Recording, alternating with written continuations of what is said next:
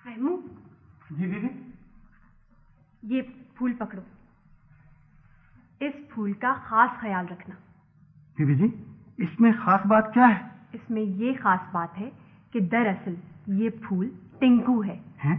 टिंकू है? हाँ, टिंकू। फूल शहजादी ने इसे फूल की शक्ल दे दी है। मगर बीबी जी, अगर इसे मैंने ज्यादा हिफाजत से रखा ना तो ये और भी शक होगा। ऐसा करते हैं कि इसे मैं उस गुलदान में लगा देता हूँ। हाँ ठीक है, जल्दी करो। ठीक है। फिर भी इसका खास ख्याल रखना। मिस्टर रेड, जल्दी करो, भागो।